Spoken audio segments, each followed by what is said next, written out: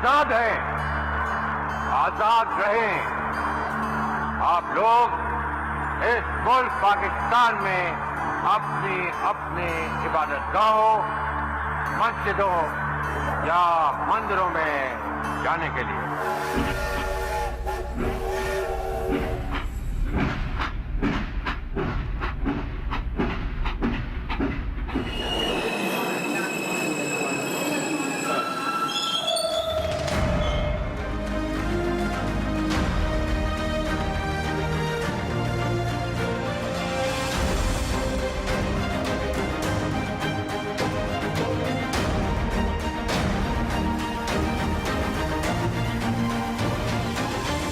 पाकिस्तान हासिल करने के लिए हमने बहुत कुर्बानी की है, मगर हमें पाकिस्तान को कायम रखने के लिए अभी और कुर्बानी करना होगी। मुसलमान मुसीबत में घबराया नहीं करता। बिस्मिल्लाहिर्रहमानिर्रहीम। नई बात के साथ मैं हूं फवाद अहमद। नाज़रीन, 14 अगस्त 1947 को लाखों हज़ारों लोगों ने न सिर्फ पाकिस्तान के लिए कुर्बानी दी बल्कि पाकिस्तान के लिए हिजरत भी की। ये हिजरत करने वाले कौन लोग थे, इन्होंने क्या जद्दोजहद की, किस जद्दोजहद के बाद पाकिस्तान हासिल हुआ, किस कुर्बानी के बाद ये हिजरत मुकम्मल हुई, किस कुर्बानी के बाद ये लोग पाकिस्तान की सरजमीन, पाक सरजमीन पर पहुँच सके। आज के प्रोग्राम में इसी का तस्करा करेंगे, गुफ्तगू करेंगे उन लोगों से जिन्होंने पाकिस्तान के लिए हिजरत की। न सिर्फ हिजरत की बल्कि उनके वालिदैन ने, उनके जो बुज़ुर्ग थे, उन्होंने पाकिस्तान के लिए जद्दोजहद भी की। उस सारे का तस्करा करेंगे ताकि आने वाली नस्लों के लिए एक ऐसा डॉक्यूमेंट बन सके, आने वाली नस्लों के लिए तस्करा और तस्कीर का एक ऐसा सबब बन सके कि जो पाकिस्तान के मकसद के साथ उनको जोड़कर रख सके। चलते हैं उन लोगों की तरफ, उनसे बात करते हैं, पूछते हैं कि हिजरत आखिर की क्यों थी, मकसद क्या था।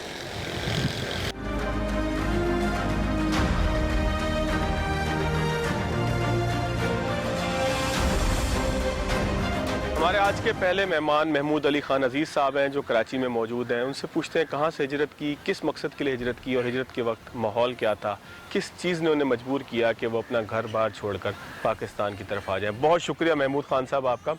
खान साहब, आखिर क्या असबाब पैदा हो गए थे हिंदुस्तान में? पूरी एक तहरीक चली, उस तहरीक के बाद आप समेत हज़ारों लाखों लोगों ने हिंदुस्तान से पाकिस्तान के लिए अपना सब कुछ छोड़कर हिजरत की। क्या असबाब पैदा हो गए थे और हिजरत के वक्त माहौल क्या था? मियाँ, बात यह है कि जिस वक्त पाकिस्तान हिंदुस्तान हुआ है उस वक्त मेरी उम्र 10 साल थी। हम लोगों से सुनते थे कि जनाब ये हो रहा है, कत्ल आम हो रहा है, लेकिन और लोग जो थे वो दूसरे शहरों से भाग भाग के टोंक आ रहे थे। उन हमसे पूछते थे जाके बच्चे थे कि ये क्या हो गया, तो साहब हिंदू जो हैं वो उनको मार रहे हैं कि जाओ तुम, पाकिस्तान तुम्हारा बन गया, तुम वहाँ जाओ, अब यहाँ क्यों रह रहे हो। तो मुसलमानों ने सोचा कि अब 200 साल से 150 साल से रह रहे थे कि भाई क्या करें, चलो इस्लामी ममलिकत बन रही है, इस्लाम का सब कुछ होगा, हर चीज़ मुसलमानों की होगी। यहाँ से अपनी जायदादें उल्टी सीधी बेची, किसी ने छोड़ी, क्योंकि जायदादें को ख़रीद नहीं रहा था। घर का सामान जो था वो टकों के भाव बिक रहा था, बहुत बुरा हाल था। तो जब बहुत बुरा हाल हुआ और सबसे पहले राजस्थान के अंदर, मैं राजस्थान का रहने वाला हूँ, टोंक का, तो हमारे यहाँ नवाब टोंक थे मुसलमान, तो उन्होंने जनाब अली स्पेशल ट्रेनें चलवा दी थी अलवर और भरतपुर के लिए। अलवर भरतपुर के मुसलमान हज़ारों की तादाद में टोंक आ गए। नवाब ने उनको अपने किले में जगह दी, उनके लिए खाने का बंदोबस्त किया, उनको ज़मीनें दी, काश्तकारी के लिए जानवर दिए, बैल दिए ताकि काश्तकारी करें। हम वो सब कुछ देखते रहे। उसके बाद फिर ये हुआ कि वहाँ मुसलमान हिंदू जो थे, जो किसी की कोई कदर कीमत जिनकी नहीं थी, वो बाकायदा हावी होने लगे, बदतमीज़ी से पेश आने लगे।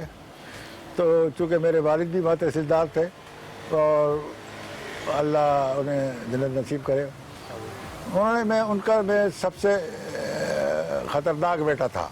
अच्छा। यानी हर एक से लड़ना भड़ना, ज़रा सी बात बर्दाश्त नहीं होती थी। और तो अब्बा ने सोचा कि भाई हमारे मामू जो थे, 2 मामू और एक हमारे खालू थे जो अलीगढ़ यूनिवर्सिटी में पढ़ते थे, तो अलीगढ़ का बहुत नौजवान लोग आए थे, तो वो अलीगढ़ से आ गए थे। वो तो उन्होंने अब्बा ने कहा कि भाई फ़िलहाल हम इसको भेज देते हैं अजीज़ मियाँ को, फिर बाद में हम चले जाएंगे। तो हमारे चचा اور دادی جو تھی ہمارے پھپھا کے ساتھ وہ آ چکے تھے یہاں ٹھیک ہے احمد اپنے اس میں حیدرآباد میں. ٹھیک ہے. تو میں اپنی جو بہن تھیں عتیقہ ان کے ساتھ اور ان کے خاوند کے ساتھ میں یعنی وہ میری بہن بھی تھی پھپھا زاد بہن تھی ان کے ساتھ میں آ گیا. جب ہم وہاں پاکستان آئے تو کھوکھرا پار پہ ہم 3 دن پڑے رہے. ٹھیک ہے. کھوکھرا پار پہ بڑا اچھا انتظام تھا مہمانوں کی طرف سے. وہ خشک راشن دیا کرتے تھے ٹھیک ہے. ہر آدمی کو, اور وہاں پہ آپ خشک راشن ان سے لے لیں, جلانے کی لکڑیاں تک دیتے تھے. وہ پکائے اور کھائیں, ہوٹلیں بھی مکمل انتظام دیتے تھے. جی ہاں, بڑا اچھا انتظام تھا اور بڑی بڑی بڑی عزت و احترام تھا. اب سوال یہ تھا کہ بھائی جائیں کیسے. انہوں نے کہا تیسرے دن ٹرین آتی ہے تو پھر ٹرین میں جائیے گا. تیسرے دن ٹرین آئی جس کے اندر 3 یا 4 ڈبے تو تھے سواری کے, باقی سب ڈبے جو تھے وہ مال گاڑی کے تھے. تو چونکہ ہم نے ٹکٹ لے لیا تھا, ٹکٹ لینے والے لوگ بہت کم تھے, زیادہ تر لوگ ایسے ہی بیٹھ جاتے تھے, سامان اپنا پھینکا اس میں ڈبے میں بیٹھ گئے. تب اس نے سب سے پہلے ہماری پناہ جو تھی وہ میرپور خاص میں رکی گاڑی. میرپور خاص میں اتار دیا اس نے ہمیں کہ آپ جاؤ تمہارا کام ہے. اب میرپور خاص میں جہاں ہم گئے تو وہاں حیران ہوئے. وہاں پہ دیکھا کہ گدھا گاڑی جو ہے وہ چل رہی ہے. بڑے حیران, ہنسی کے مارے برا حال ہو گیا کہ گدھا بھی گاڑی میں دکھتا ہے. اچھا, ہم نے تو گدھے کو گاڑی میں دیکھا ہی نہیں تھا. ہنسی کے مارے برا حال ہو گیا. اس کے بعد جو گھروں تھے, گھروں کے اوپر ہوا کش لگے ہوئے تھے. وہ بہت بڑی حیرانی کی بات تھی کہ یہ کیا وجہ ہے, یہ کیا ہے, یہ کیا چیز ہے, یہ گھروں پہ کیا لگے ہوئے. تو لوگوں نے پھر بتایا کہ صاحب اس سے ہوا آتی ہے, تو یہاں پر یک طرفہ ہوا چلتی ہے, اس لیے لوگ بڑی آسانی سے رہتے ہیں. خیر 2 دن, اب 1 دن وہاں رہے اور اگلے دن پھر ہم وہاں سے حیدرآباد کے لیے روانہ ہو گئے. حیدرآباد میں ہمارے چچا تھے اور پھپھا تھے, تو ہم اپنی چچی کے اور چچا کے پاس آ کے ٹھہر گئے. دادی بھی تھی ہماری. اب سوال یہ ہوا کہ اب نئے نئے آئے تھے, پریشانی تھی بڑی اسکولوں کا, اس کا بڑا عجیب تھا. اور یہ کہ ہمارے سے تو ان دنوں کے اندر ملازم تھے اپنے اس میں, ایک کمپنی تھی تیل وغیرہ کی, اس میں تو وہ محدود آمدنی تھی, محدود ذرائع تھے. تو جب ہمارے ابا نے دیکھا 2-3 مہینے بعد کیا, اب وہاں پہ میں بہت کھلی طرح خرچ کرتا تھا, بڑے اچھی زندگی تھی. تو انہوں نے مجھے پھر 3 مہینے بعد میں اپنے ماموں اور ممانی اور 2 ماموں اور ممانی اور خالہ خالو کے پاس ساہیوال چلا گیا. اس زمانے میں منٹ گمری تھا, تو منٹ گمری میں رہے ہم. تو وہاں پھر میں اسکول میں داخل ہو گیا.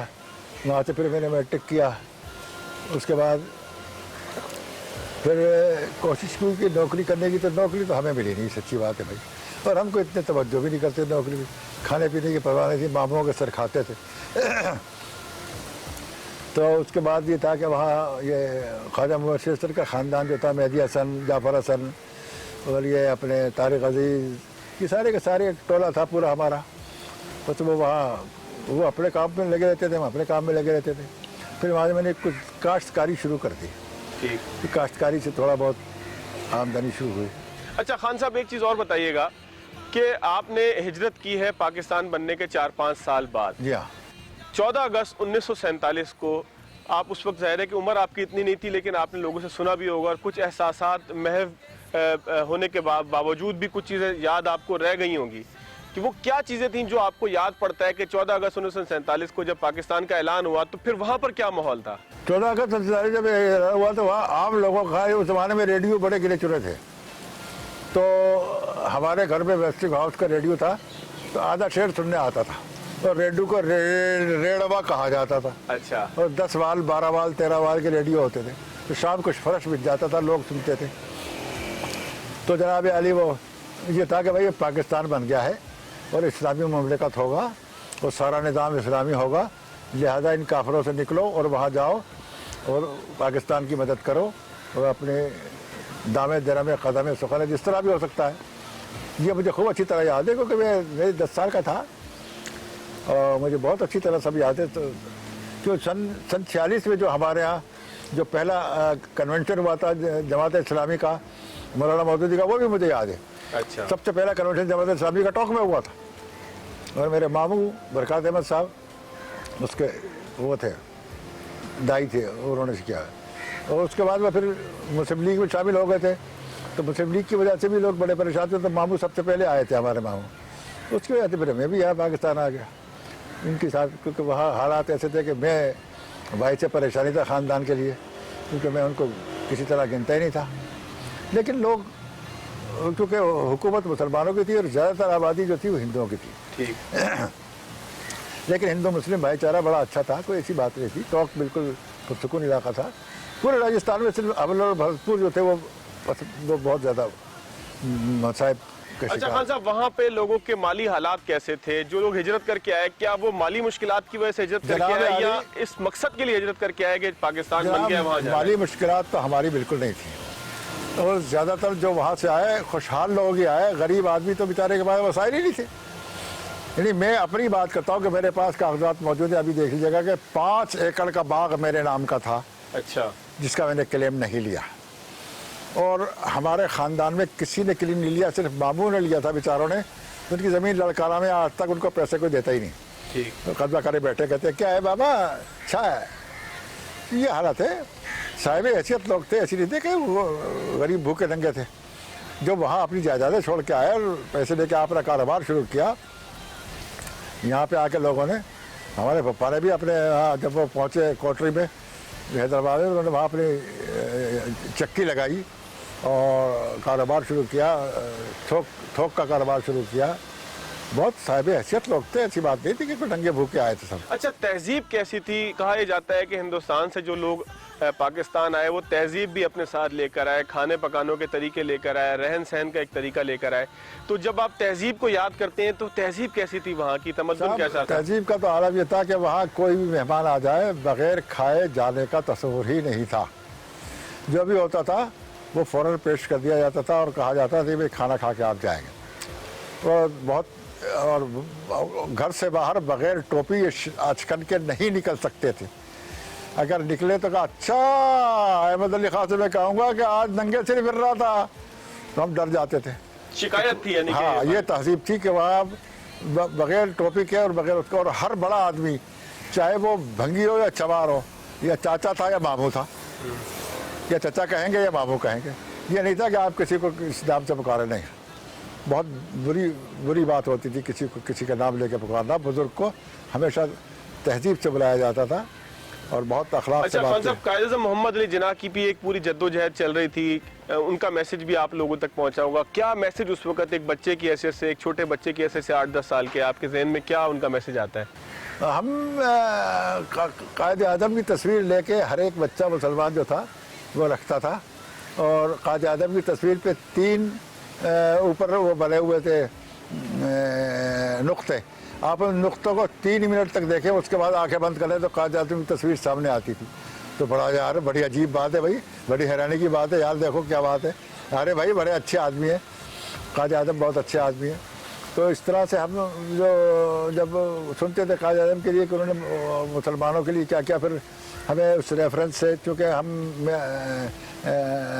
अलीगढ़ की का एक कोर्स था वो भी मैं देखा करता था कभी कभी, अदीब फाजिल वगैरह का, तो उसमें अल्लामा इकबाल जो थे वो हमारे कोर्स में शामिल थे। मौलाना मुसद्दस हाली, मौलाना हाली की मुसद्दस थी, ये चीज़ें हमें पढ़ाई जाती थी। अच्छा खान साहब, प्रोग्राम में थोड़ा सा ये पार्ट ख़त्म करने का वक्त हो रहा है, आने वाली नस्लों के लिए मैसेज क्या देंगे? क्योंकि आप लोग वो तमाम लोग हैं जिन्होंने जद्दोजहद की। देखिए, मैंने यहाँ मेहनत की, मशक्क़त की, लेकिन आप देखिए कि मैं इस वक्त 84 साल का हूँ, लेकिन अल्लाह का शुक्र है कि ना मेरे पास ज़मीन है, ना जायदाद है, ना कुछ नहीं। कभी सोचा ही नहीं ज़मीन जायदाद बनाने का। बुनियादी चीज़ मैंने ये की कि अपने गरीब रिश्तेदारों की मदद की जाए। 3-4 बच्चों को अपने ख़ानदान के मैंने MSc भी कराया और वैसे भी, और नौकरियाँ भी दिलाई, और अल्लाह का शुक्र है कि अल्लाह ने उसका जवाब मेरे बेटे की सूरत में दिया कि मेरा बेटा असिस्टेंट प्रोफेसर है। मैंने कोई सिफारिश नहीं कराई, ना हमारी सिफारिश भी नहीं थी, हमारे पास क्या सिफारिश थी। तो बुनियादी चीज़ ये है कि मैं अर्ज़ ये करूँगा कि बहैसियत मुसलमान, बहैसियत इंसान, हमारा ये फ़र्ज़ है कि हम अपने गरीब रिश्तेदारों की मदद करें, और गरीब रिश्तेदारों के अलावा जो आपके इल्म में ज़रूरतमंद हैं आप उनको दें। बिल्कुल। उनको खाना दें, उनको पैसे दें, उनको ज़रूरत के तहत उनकी शादी ब्याह में, उनके मौत गड़े में उनके दें, बहुत ज़रूरी है। चलें, बहुत शुक्रिया। मैं हैरान ही आपके, मैं वाहिद आदमी हूँ पूरे ख़ानदान में, इसकी खुदा की कसम कोई जायदाद नहीं। چلیں، بہت شکریہ. محمود علی خان عزیز ہمارے ساتھ موجود تھے. ان سے ہم نے داستان سنی کہ کس مقصد کے تحت انہوں نے ہجرت کی، کس لیے ہجرت کی، اور ہجرت کے بعد یہاں آ کر ان کو کن چیزوں کا سامنا کرنا پڑا. ایک بریک لیں گے، بریک کے بعد ایک اور مہمان کی طرف چلیں گے. ان سے پوچھیں گے کہ ہجرت کے پیچھے ان کا مقصد کیا تھا.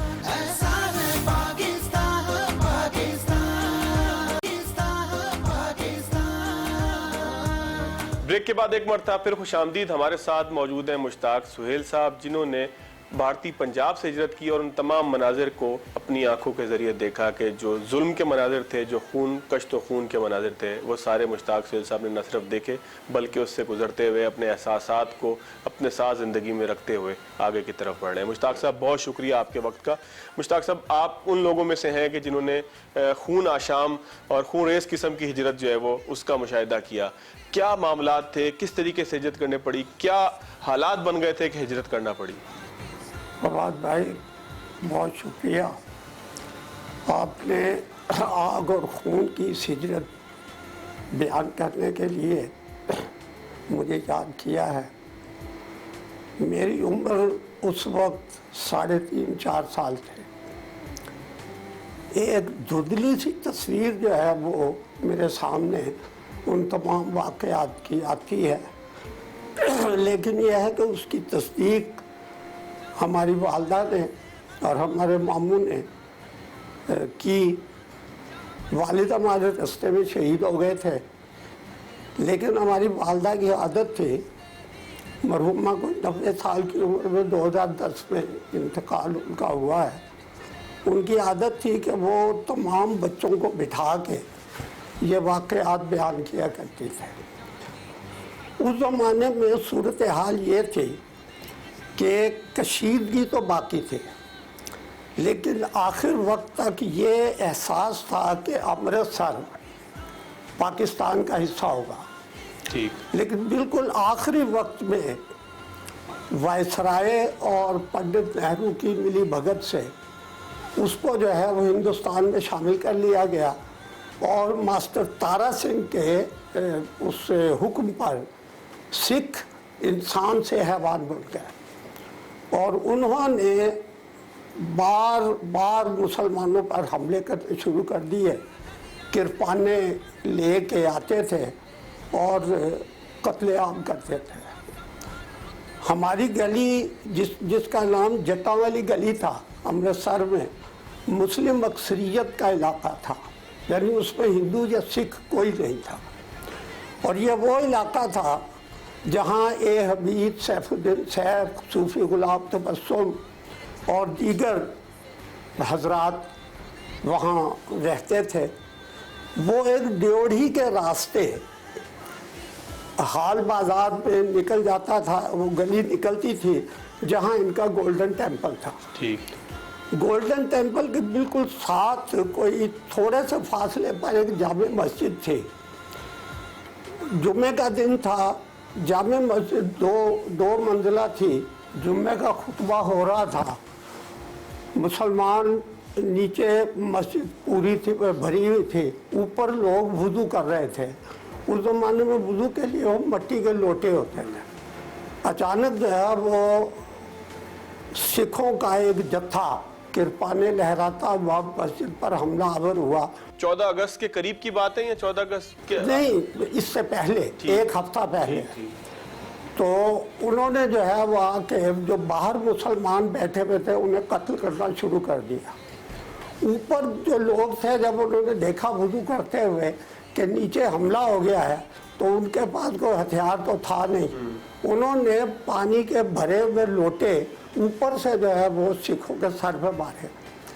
اللہ کی قدرت یا لم تری کیف کی ایک معجزہ کہ جس کے سر پہ وہ لوٹا پانی سے بھرا ہوا لگا وہ مر گیا. اچھا. اور یہ باقاعدہ بعد میں اے حمید اور دیگر لوگوں نے اپنی کتابوں میں بھی لکھا، اور ہمارے ماموں جو ہے اس مسجد میں موجود تھے. اچھا.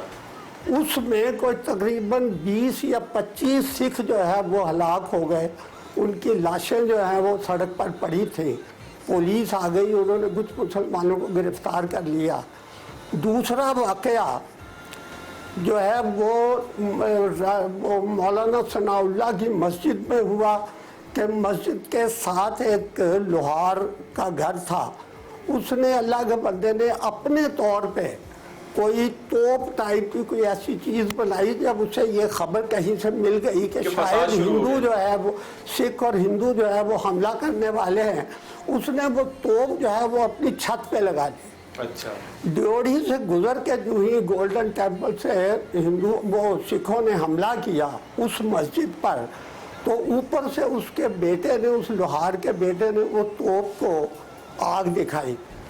وہ بیٹا تو پرکھتے اس کے اڑ گئے، لیکن یہ کہ وہ جو توپ چلی تو اس سے جتنے حملہ آور تھے، ہمارے ماموں بتلاتے تھے کہ کوئی تقریباً 50 سکھ تھے جو ڈھیر ہوگا۔ اچھا مشتاق صاحب، یہ تو چلے ہجرت سے پہلے وہ سارا ماحول بنتا رہا، دنگے فساد شروع ہو گئے کہ جس کے بعد پھر ہجرت کا عمل ہوا۔ ہجرت کا جو پورا میں واقعہ عرض کر رہا ہوں، اس واقعے، ان دو واقعات کے بعد مسلمانوں کے ذہن میں یہ آ گیا کہ ہم یہاں نہیں رہ سکتے، اور سکھوں کے ذہن میں تھا کہ چونکہ ماسٹر تارا سنگھ نے ہمیں حکم دیا، ہم نے ان کو تہس نہس کرنا ہے۔ چنانچہ ڈی آئی جی سکھ تھا، اس نے یہ حکم دیا کہ تمام مسلمانوں کے گھروں کی تلاشی لی جائے۔ ایک ایک گھر میں آ کے تلاشی لی گئی، اور ہتھیار، چھری، چاقو تک جو ہے وہ سارے لے کے مسلمانوں کو نہتا کر کے چلے گئے۔ اس کے بعد جو ہے وہ مسلمانوں کے گھروں پہ حملے شروع ہوئے۔ ایک نوجوان جس کی 2 بہنیں تھیں، اس کے، اور جو ہمارا کوئی تیسرا گھر تھا، ہمارے گھر سے اس کا گھر تھا، اس کے گھر پر سکھوں نے حملہ کیا۔ اس کی بہن کو جو ہے اٹھانا چاہا تو اس نے جو ہے وہ اس کو پکڑا، ایک سکھ نے کرپان ماری اور اس کا یہ بازو یہاں سے کٹ گیا۔ دوسرے نے جو ہے وہ، اس نے دوسرے بازو سے پکڑنا چاہا، اس کا دوسرا بازو بھی کاٹ دیا گیا۔ وہ نوجوان جو ہے لکشمی چوک لاہور میں، ہمیں جو ہے وہ کوئی، میں 4تھی جماعت میں تھا تو ہمارے چچا نے اس سے ملوایا، وہ دونوں ہاتھوں سے یوں اخبار پکڑ کے بیچتا تھا۔ یہ میں نے اپنی آنکھوں سے، اور میں نے اس سے پوچھا کہ چاچا یہ کیا ہوا، تو اس نے مجھے یہ واقعہ سنایا۔ تو ان واقعات کے بعد مسلمانوں نے یہ کیا کہ سکھوں کا جو سکھ پولیس آفیسر تھے، ڈی آئی جی وغیرہ تھے، اس سے یہ کہا کہ بھئی ہمیں جو ہے وہ کسی طرح نکلنے کی اجازت دی جائے۔ اللہ کا کرم تھا یا ہماری جان بچتی تھی، اس نے پورے 12 بجے پورے شہر امرتسر میں کرفیو لگا دیا، اور یہ اعلان کیا کہ 45 منٹ کے کرفیو کے دوران جو بندہ نکل سکتا ہے نکل جائے، اس کے بعد جو ہے میں ذمہ داری نہیں لوں گا۔ چنانچہ ہماری والدہ مجھے انگلی سے لگائے اور میرے چھوٹے بھائی کو، جس کی عمر 6 مہینے تھی، اشتیاق کی، اور ایک جگ اور ایک گلاس یہ لے کے باقی پورے 3 منزلہ مکان کو سامان سمیت تالا لگا کے وہ جو ہے وہ بھاگی۔ اور مجھے ابھی تک دھندلی ایک تصویر ہے والدہ کی کہ وہ بھاگ رہی تھی اور میں ان کے ساتھ بھاگ رہا تھا۔ ہم اسٹیشن پہنچے تو وہ گاڑی جو پیچھے سے آ رہی تھی، اس میں مال گاڑی کے ڈبے لگے ہوئے تھے، اور مال گاڑی کے ڈبوں کے اندر مردے، زخمی اور زندہ پھنسے ہوئے تھے، ہمیں کہیں جگہ نہیں ملی۔ اچانک جو ہے ہمارے والد وہاں پہ اسٹیشن پہ نظر آ گئے، انہوں نے جو ہے وہ ہمیں آگے بڑھایا، اور انجن، کالے انجن کی اس حصے میں ہماری والدہ کو اور ہمیں دونوں کو پھینکا جہاں دہکتے ہوئے کوئلے آتے تھے۔ والدہ بتلاتی ہیں کہ ہم نے تم دونوں بچوں کے اوپر تو اپنی چادریں دے دی، اور خود جھلستے ہوئے جو ہے وہ گاڑی جو ہی چلی تو ہمارے اوپر جلتے ہوئے کوئلے گرتے تھے۔ گاڑی جو ہی چلی تو مشہور تاریخی کمپنی باغ کے پاس جا کے گاڑی رک گئی۔ تھوڑی دیر کے بعد پتہ یہ چلا کہ ہندو اور سکھوں نے آگے سے لائن کاٹ دی ہے، اور اپنی چھتوں سے جو ہے وہ فائرنگ کر رہے ہیں، اور جو چھتوں پہ لوگ بھرے ہوئے تھے گاڑی کے، وہ دھڑا دھڑ لاشوں کی صورت پر نیچے گر رہے تھے۔ نیشنل گارڈز نے اور بقول لوگوں کے کہ بلوچ ریجمنٹ کہیں 2 گھنٹے بعد پہنچی، اور انہوں نے جو ہے وہ اپنی نگرانی میں لائٹ کو مکمل کیا۔ 3 گھنٹے کے بعد گاڑی پھر چلی، پھر اٹاری پہ جو ہے وہ انہوں نے جو ہے وہ لائن کاٹ دی، جس کے بعد 2-3 گھنٹے وہاں لگے اور مسلمانوں اور سکھوں کے مقابلے ہوئے۔ اس کے بعد تیسری دفعہ گاڑی جو رکی وہ مسلم آباد میں، واگا کے بعد مسلم آباد میں آ کے رکی۔ پتہ چلا کہ ایک ہندو عورت اپنے سینے پہ بم باندھ کے اپنے پیٹ پہ اور ساڑی میں اسے لپیٹ کے وہاں اس گاڑی پہ موجود تھی تاکہ وہ بم پھٹے اور مسلمان جو ہے وہ تباہ ہو جائے۔ ایک نوجوان نے جو ہے وہ اس کو دیکھ کے پہچانا اور اس کے بعد جو ہے اسے بم سمیت جو ہے وہ لائن کے جو ہے وہ باہر پھینک دیا، بم پھٹا، اس کے پرخے اڑے۔ میں 5ویں 6ٹھی جماعت میں جب ہم مسلم آباد جاتے تھے، ہماری خالہ رہتی تھی، تو وہاں اس کے بال ابھی تک جو ہے اڑتے ہوئے نظر آتے تھے۔ تو اچھا، آپ کے والد کی شہادت کا واقعہ کیسے ہوا؟ والد ہمیں جو ہے وہ لاہور اسٹیشن میں ملے۔ میں آپ کو یہ بتلاؤں کہ امرتسر سے لاہور کا فاصلہ صرف 32 کلومیٹر ہے، 32 میل یا کلومیٹر، جسٹ لائک دس۔ لیکن یہ ہے کہ ہماری گاڑی 12 بجے کی چلی ہوئی، لاہور رات کو 9 بجے پہنچے۔ اچھا، یعنی 9 گھنٹے میں اس نے یہ 32 میل کا فاصلہ طے کیا۔ جب ہم اسٹیشن پہ آئے، لاہور اسٹیشن پہ اترے تو ہمارے چچا اور ماموں مل گئے، والد جو ہے وہ نہیں تھے۔ بہت دیر کے بعد ہمیں پتہ یہ چلا کہ رضاکار انہیں اٹھا کے لائے، وہ شدید زخمی تھے، راستے میں کئی مقابلہ کرتے ہوئے زخمی ہو گئے تھے۔ انہیں میو اسپتال لے جایا گیا، 3-4 دن کے بعد جو ہے وہ شہید ہو گئے۔ اچھا، پاکستان آنے کے بعد کیا توقع لے کر پاکستان آئے تھے؟ کیا احساسات تھے ان لوگوں کے جو پاکستان آپ کے ساتھ میں آئے؟ عرض کروں کہ ہماری والدہ بتلاتی تھی کہ جب ہم امرتسر اسٹیشن کی طرف جا رہے تھے تو ہماری زبان پہ کلمہ شہادت تھا۔ ہمارے دل میں جو ہے وہ یہ بات تھی کہ ہم ایک ایسے پاک وطن میں جا رہے ہیں جہاں ہماری جان، عزت، آبرو اور عقیدہ محفوظ رہے گا۔ ہمارے ذہن میں اور کوئی چیز نہیں تھی، صرف اپنے عقیدے کہ ہم اس رب کے سامنے آزادی سے سجدہ کر سکیں گے اور کلمہ پڑھ سکیں گے اور اپنی عبادت کر سکیں گے اور اپنی ہماری عزت اور جان محفوظ رہے گی۔ جو تحریک پاکستان تھی، قیادت محمد علی جناح ان کے ساتھ تھی، ان سب کے کوئی واقعات ذہن میں آتے ہوں، کوئی نعرے آپ کے ذہن میں آتے ہوں جو اس وقت لگتے تھے؟ جذبہ کیا تھا؟ واقعات یہ ہیں کہ جی اس وقت جو مسلمانوں کے جلوس نکلتے تھے، ہماری گلی میں ایک کانگریسی لیڈر تھے سیف الدین کچلو، وہ پاکستان کے مخالف تھے، لیکن یہ مسلمان جب ان کے گھر پہ حملہ کرتے یا ان کے خلاف مظاہرہ کرتے تو نعرہ یہی ہوتا تھا کہ پاکستان کا مطلب کیا، لا الہ الا اللہ۔ اور قائد اعظم زندہ باد اس زمانے میں بھی نعرہ لگتا تھا۔ جب ہم لاہور اسٹیشن پہ اترے ہیں تو ہزاروں کی تعداد میں جو مسلمان اس گاڑی میں جو زندہ بچ گئے تھے وہ جو ہے وہ یہی نعرہ لگاتے آئے تھے کہ ہم وطن پاک پہنچ گئے ہیں، اب ہمیں کوئی خطرہ نہیں۔ اچھا، جب پاکستان آئے تو پھر زندگی کے حالات کیسے تھے؟ ابتدائی زندگی کے حالات یہ تھے کہ ابتدا میں ہمیں تیزاب ہاتھے میں، جو لاہور اسٹیشن کی دوسری سائڈ پہ تھا، وہاں مہاجر کیمپ میں ہمیں رکھا گیا، جہاں ہم کو تقریباً 15-20 دن رہے۔ ہمارے رشتہ داروں کا ہمیں کوئی پتہ نہیں تھا، والد شہید ہو چکے تھے، والدہ اکیلی تھی۔ اسی اصلاح میں جو ہے وہ ہماری ماموں ہماری نانی کو باغبان پورا چھوڑ کے ہمیں ڈھونڈتے ہوئے کیمپ میں آئے۔ تو اس طرح جو ہے وہ ہمارے ماموں سے ہماری ملاقات ہو گئی اور ننیال سے ملاقات ہو گئی۔ ددیال میں چچا جو ہے وہ اس وقت جوان جہان تھے، وہ جو ہے وہ ہمیں ڈھونڈتے ہوئے آئے۔ تو اس طرح جو ہے وہ ددیال والوں سے ملاقات ہو گئی۔ تو ہم جو ہے وہ سارے لاہور میں مل تو گئے، لیکن یہ ہے کہ ہماری چونکہ والد شہید ہوئے تھے تو حکومت نے ہمیں میو ہاسپٹل کے ساتھ ہی جو پانسا والا بازار ہے وہاں ایک 3 منزلہ مکان الاٹ کیا تھا۔ ہم جو ہے وہ وہاں ہماری والدہ اور ہم جو ہے وہ کوئی 1 مہینہ رہے، لیکن والدہ اتنی اچاٹ ہو گئی تھی والد کے انتقال پر کہ انہوں نے کہا جی ہاں غمگین تھی، پریشان بھی تھی۔ انہوں نے کہا جی مجھے مکان کو کیا کرنا، انہوں نے تالا لگایا اور باغبان پورے اپنی ماں کے پاس چلی گئی۔ उसके बाद से हमारे मसाइब का जो सिलसिला शुरू हुआ यतीम बच्चों का, वो ये था कि हमने सारी ज़िंदगी वालदा के सर पे गुजारी।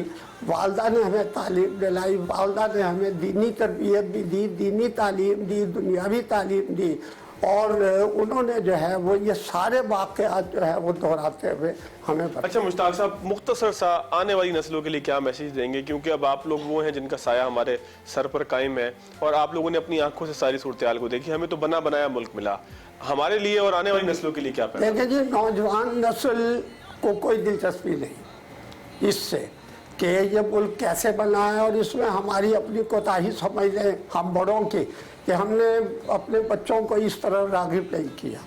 कुछ जो है वो हालात ऐसे हैं कि अब बच्चा जो है किताब या दास्तान गोई के बजाय मोबाइल और दीगर चीज़ों की तरफ मुतवज्जे हो जाता है। मैं अपने बच्चों को जो पैगाम दिया करता हूँ वो ये है कि बेटा, एक तो क़याम पाकिस्तान की रूह को समझो, बिल्कुल कि हमने इतनी कुर्बानियों के बाद ये मुल्क क्यों बनाया।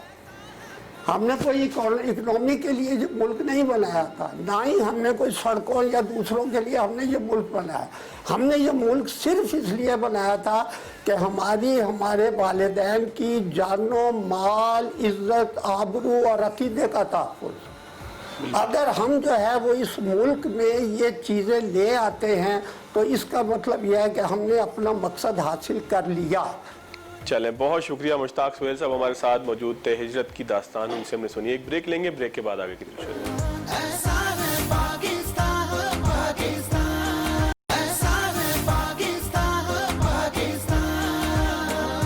ब्रेक के बाद एक मरतबा फिर खुशामदीद बात हो रही है आज़ादी की उन दास्तानों पे कि जो खून आशाम भी थी, खून रेज भी थी, जिसके अंदर खून रेजी भी हुई और लोगों ने अपना घर बार छोड़कर हिजरत की। एक खातून हमारे साथ मौजूद हैं जिन्होंने अपने वालिदैन के हमरा हिंदुस्तान से पाकिस्तान की तरफ हिजरत की। उनसे पूछें कि उनकी दास्तान आखिर थी क्या। बहुत शुक्रिया हमें ज्वाइन करने का। क्या दास्तान थी आपकी? जब आप लोग हिंदुस्तान में थे वहाँ कैसा माहौल था, रहन सहन कैसा था, और जब हिंदुस्तान से पाकिस्तान की तरफ आए तो यहाँ पाकिस्तान में कौन सी मुश्किलात थी? क्योंकि ज़ाहिर है कि लोग अपना सब कुछ छोड़कर वहाँ से हिंदुस्तान से पाकिस्तान की तरफ आए थे। किस इलाके से आए, कब आए, क्या चीज़ें आपने अपने वालिदैन से सुनी और क्या चीज़ें आपको याद हैं? जिस इलाके से हम आए हैं वहाँ से रेल नहीं आती थी। अच्छा। वहाँ से बस जयपुर तक आना आती थी, फिर जयपुर से रेल में बैठ के और फिर पाकिस्तान आते थे।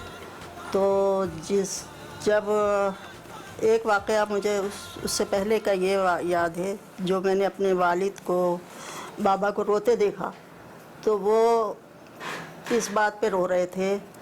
मैंने पूछा, पहली दफ़ा मैंने उन्हें रोते हुए देखा था बाबा को, तो मैंने पूछा बाबा आप क्यों रो रहे हैं? तो बाबा ने बताया कि आज कायदे आज़म का इंतकाल हो गया है। अच्छा। हाँ, और वो हम इंडिया में ही थे, टोंक राजस्थान से मेरा ताल्लुक़ है, और जयपुर के करीब है ये जगह, और इस्लामी रियासत है। वहाँ पर पठानों की आबादी थी, हम लोग भी पठान ही, और वो आज़ाद इलाका था। अच्छा जी, और नवाब हुकूमत करते थे वहाँ पर। ये मैंने सुना है शुरू से और कुछ याद भी है मुझे।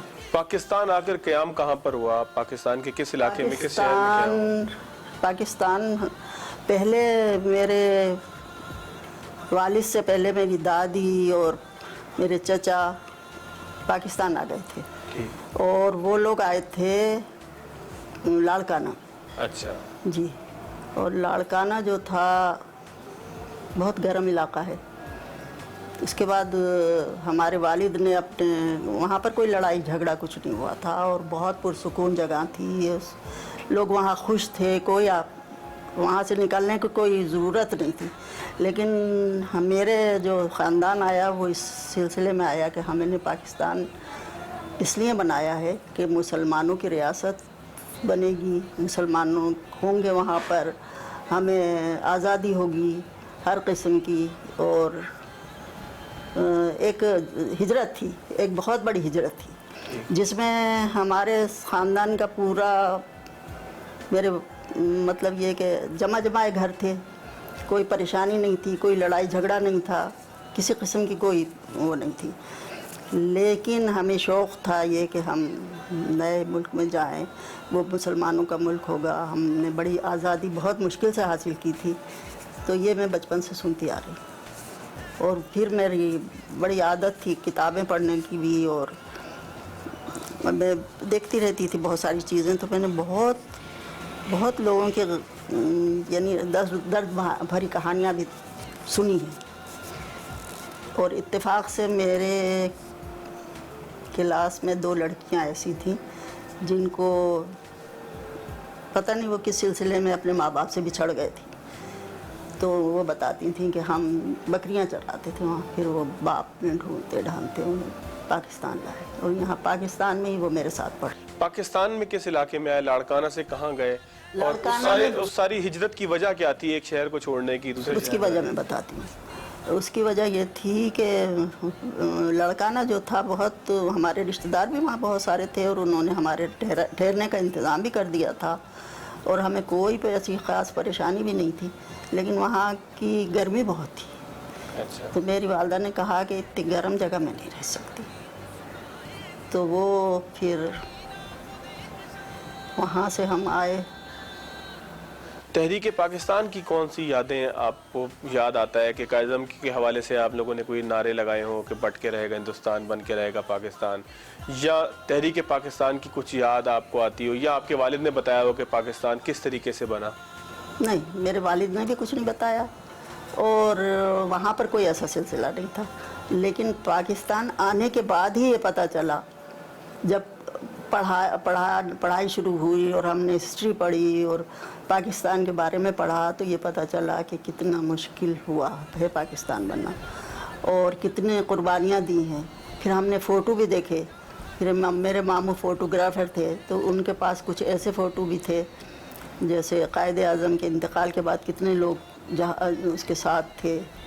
और इसके अलावा नई नस्ल के लिए क्या आप मैसेज देना चाहेंगी, क्योंकि जाहिर है कि अब जो आने वाली नस्लें हैं वो तो शायद इस सारी दास्तान से आहिस्ता आहिस्ता जो है वो दूर होते जा रही हैं। क्या बहुत दूर हो गई, दूर नहीं हो गई, बहुत दूर हो गई। क्या मैसेज देंगी आपने उनको? मैसेज मेरा यही होगा कि सबसे ज़्यादा तो अपनी इक़दार जो हैं उनको संभाल के रखें, और अपने बुज़ुर्गों की जो सबसे ज़्यादा हमें जो यहाँ पर आजकल हम देख रहे हैं कि ना जोग्राफिया पढ़ाया जाता है, ना हिस्ट्री पढ़ाई जाती है, ना पाकिस्तान के बारे में ये बताया जाता है कि हमने कितनी मुश्किलों से हासिल किया है पाकिस्तान।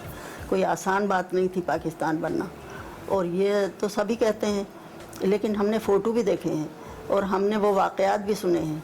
और अब हमारे कुछ रिश्तेदार ये तक बताते हैं कि लाहौर जो लोग आए थे, वो कुछ गाड़ियाँ तो बिल्कुल लोगों लाशों से भरी हुई होती थी, और इक्का दुक्का उसमें मुसलमान आ जाते थे, जो आते ही यहाँ पर बड़ा अच्छा उनका इस्तकबाल होता था, और वो लोग ज़मीन पर बिछ जाते थे जैसे कि पाकिस्तान पहुँच चुके हैं। कुछ के दिमागी तवाज़ुन ख़राब हो जाते थे, और उनको बताया जाता था कि अब पाकिस्तान में हम आ गए हैं, अब कोई फ़िक्र की बात नहीं है, अब हम पाकिस्तान में होते हैं। चलें, बहुत शुक्रिया नाज़रीन। आज के प्रोग्राम में इन सारी दास्तानों को बयान करने का, सुनने का मकसद यही था कि आने वाली नस्लों के लिए हम कुछ ऐसा एक डॉक्यूमेंट बना सकें, आने वाली नस्लों के लिए याद का, तज़कीर का एक ऐसा सिलसिला कर सके जो उनको उनकी तारीख़ से, पाकिस्तान की आज़ादी की जो जद्दोजहद थी उससे जोड़ सके। अगले प्रोग्राम तक ले आ दीजिए। अल्लाह हाफ़िज़।